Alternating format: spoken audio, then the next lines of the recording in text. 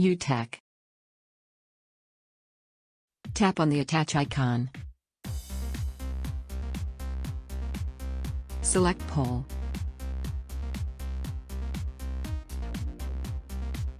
Write your question in all the vote options. When you are done, tap on Send.